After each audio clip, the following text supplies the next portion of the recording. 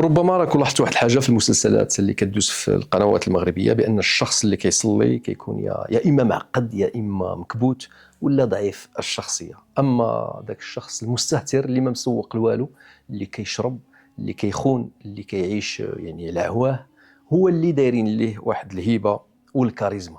فباش نكون صريح معكم، انا يعني لمده ربما 25 سنه وانا ما كنتفرجش في التلفزه المغربيه، ولكن مؤخرا طلعوا لي بعض الفيديوهات اللي كتكلم على مسلسلين، واحد سميتو رحمه وبنات لاله مننا، اللي الناس كتقول لك بان هناك مشاهد غريبه على المجتمع المغربي المحافظ.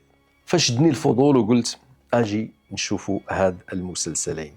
فتفرجت في جوج الحلقات ديال بنات لاله مننا وجوج الحلقات ديال رحمه، وبغيت نشارك معكم يعني واحد التحليل بسيط، واحد ملاحظه بسيطه. فإلا خدينا النموذج مثلا ديال رحمه، كنلقاوها بانها امراه كتصلي، امراه صابره، كتحاول تبقى يعني مستقيمه شاده الطريق ديال الله. شنو عطاوها في القصه؟ عطاوها زوج كيخونها، مشاكل نفسيه، العينين ديالها يعني فيهم واحد الحزن، والحياه ديالها كلها ضغط وبكاء. الكاميرا ديما كتوريها يعني مرهقه ضعيفه، بحال اللي تدين حمل ثقيل عليها. وفي المقابل لاحظت واحد السيده سميتها توتو ولا توريه، هي حره، كتلبس كيف ما بغات، كتقول داكشي اللي بغات، وكتعيش العلاقات خارج نطاق الزواج بلا خوف. الصوره اللي كيعطيوها للمشاهد، الحضور ديالها قوي، ثقه عاليه، والكاميرا كتبين فيها واحد الطاقه. المشاهد لا شعوريا كيحس بالانجذاب لها. واش هذا الشيء يعني غير صدفه؟ وزاد عليها سيدي نمشي لواحد السيد سميتو داوود السكير، اللي عايش غير مع الكاس ولا مبالاه. شنو هي الصوره اللي عطاوه؟ فعطاوه واحد الكاريزما، شخصيه جذابه، نوع من داك الرجل الغامض، حتى وهو ضايع كاين واحد السحر في الشخصيه ديالو. دابا اجيو نقارنوا، رحمه فيها الالم والضعف، وتوريه القوه والجاذبيه، وداود عنده الانحراف وزيد له الكاريزما. هنا غيبان لك الميزان فين مايل. واش غير انا اللي كنشوف هذا الشيء؟ فمثال بسيط، ربما في الدار ديالكم، في الحومه ديالكم، في الخدمه ديالكم، في المعارف اللي متدورين بيك، كتلقى طبيب كيصلي وناجح، تاجر متدين وعنده كلمه وكيخاف الله، بنت محجبه قاريه وخدامه على راسها. ولكن في التلفازه ما كنشوفوش هاد النماذج. في التلفازه كنشوفوا كل مره عندنا نفس القصه، كما قلت، المراه الملتزمه حياتها جحيم، المراه المتحرره قويه والرجال تابعينها، الراجل اللي عايش في الخمر وفي الفساد ناجح وعنده الفلوس، واللي محافظ يا اما فقير يا اما مسكين يا اما مختل عقلي. واش هذه هي النماذج الموجوده فقط في المغرب؟ دابا ماشي المشكل هو انهم يوريو لنا الخيانه والفساد، فهذه اشياء يعني موجوده في كل مجتمع، ولكن المشكل في حاجه واحده. ما غاديش ندخل في ذاك الجانب اننا في شهر رمضان، شهر العباده، شهر قيام الليل، شهر الصلاه. ما غاديش ندخل في هذا الجانب ان التلفزه خاصها تحترم مشاعر الصائمين، مشاعر المتعبدين. هذا موضوع اخر. انا بغيت نتكلم على الصوره النمطيه اللي التلفزه بغات تعطيها على الشعب المغربي. هذه الصوره اللي كتخليك يعني طبع مع الغلط، تحب الخطأ، وكتشوف الصح والمعقول ممل. وهنا تكمن الخطورة.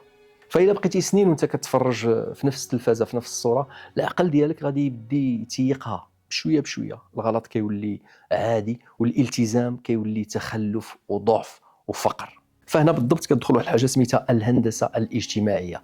هي ماشي مؤامرة خيالية، ماشي يعني شي اجتماع سري، هي طريقة بسيطة باش يتبدل الذوق ديال المجتمع. فما كيجيوش عندك مثلا بقانون ولا بالعصا ويقولوا لك خاصك تبدل القيم ديالك، فهما غادي يبدلوا لك ديك القيم فقط بالاحساس، بالصوره، بالشعور. كيكرروا قدامك واحد الصوره معينه، كما قلت، المنحرف جذاب، الملتزم كئيب، تحرر قوه والاستقامه ضعف.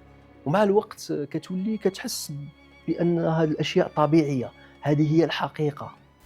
وهنا بلا ما تحس فديك الهندسه الاجتماعيه كما قلت كتكون خدامه في هدوء. ولكن خاصنا نعرفوا واحد الحاجه، هذا الشيء راه ماشي اختراع ديالنا، اختراع مغربي، لان ربما بعض المؤطرين في المغرب عندهمش نسبه الذكاء انهم هما يخترعوا هذه الهندسه الاجتماعيه. هادشي وقع في فرنسا من بعد 1968 اللي وقعت فيها واحد الثوره هما كيسميوها ثقافيه. ففي التلفازه ديالهم بدا اي شيء مرتبط بالدين كيبينوا في التلفازه بانه قديم متخلف ومكبوت. بل وحتى في اسبانيا بعد حكم فرانكو اللي كان ملتزم ومتمسك بالكاثوليكيه كان رد فعل قوي ضد كل ما هو ديني. وفي ذاك الوقت ولينا كنشوفوا يعني بعد الفتره ديال فرانكو في التلفزه الاسبانيه ولاو كيبينوا واحد الافلام يعني جريئه، بين قوسين هم يسمونها جريئه، اعني بهذا يعني افلام الخلاعه. في ايطاليا كذلك نفس الامر وقع، ولكن الفرق ما بيننا وما بين هاد الدول الاوروبيه، هاد الدول الاوروبيه كان عندهم صراع تاريخي مع الكنيسه. حنا شنو وقع لينا باش نقطعوا مع القيم ديالنا بهذه الطريقه؟ ما عندنا حتى شي صراع مع الدين. هناك فقط بعض الاشخاص اللي مسيطرين على المجال الفني وربما مجالات اخرى اللي بغاو يبدلوا الواقع ديالنا، بغاو يثبتوا هذه الصوره في اذهان المغاربه، هذه الصوره على الانسان الناجح في حياته، الانسان الوسيم هو الانسان اللي ما عندوش قيم دينيه. وهذا ما يسمى بالاستعمار الناعم. هو ماشي استعمار بالدبابات، ماشي استعمار بالقوانين، هو فقط استعمار بالذوق. فاللي كيسير المجال الفني شنو خدا من السينما الغربيه؟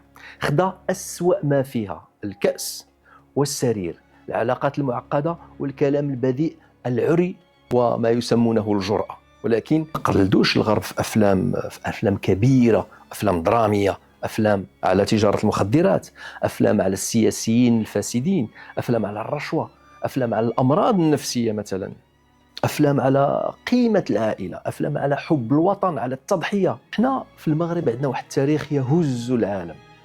مثلا فقط معركه الملوك الثلاث اللي بوحدها تقدر تكون ملحمه عالميه، لان هذه المعركه غيرت خريطه العالم. ولكن لا، ففي رمضان كنفطروا بتنهدات، باحتكاكات، بسكر، بعري. فالناس مثلا في التسعينات كانت كتجتمع على التلفزه المغربيه في افلام دراميه سوريه مثل الكواسر، البواسل، امثال الليالي الحلميه، مسلسلات اللي كتبوها كتاب كبار واللي كانت كتجمع العائله. اما الان فالتلفزه كتفرق العائله. ما يمكنش العائله محافظه وتحترم نفسها ان الاب يتفرج مع بنته ولا مع ولده ولا ربما حتى مع الزوجه ديالو الافلام او مسلسلات كدوزها القناه في وقت الذروه اللي هو بعد الافطار. فواش هذا الشيء يعني كامل صدفه؟ فانا لا اعتقد. كما نعلم الاثاره سهله وكتاثيري كتجذب بزاف ديال المشاهدين، الفضيحه سهله، الجرأه الرخيصه سهله كذلك. اما انك تعطي للخير واحد العمق والجاذبيه، هذا خاصو مجهود ومجهود كبير. باش انك تشد مشاهد يتفرج في شخص عنده قيم وعنده مبادئ ويعيش معاه ويحبه ويتابعه، هذا خاصو مجهود، خاصو كتابه سيناريو كبيره وخاصو عقول. اما الشيء الاخر كما قلت فطريقه سهل ويجذب عشرات الالاف بل مئات الالاف من المشاهدين بكل سهوله. فكما قلت هنا كيبدا الخطر الحقيقي. فكل عام الرساله كتدخل لدارك، ولدك غادي يشوف داود داك الراجل، وبنتك غادي تشوف توريا القدوه، ورحمه غادي تبقى هي يعني صوره الشفقه. بزاف العيالات ربما تلقاهم كتقول لك شوف هذيك اللي دايره السبنيه، دايره الحجاب، شوفوا تماره اللي عندها، شوفوا الحياه ديالها، شوفوا المشاكل اللي عندها. اما الاخرى فهي عايشه الحياه ديالها ناشطه وناجحه في حياتها.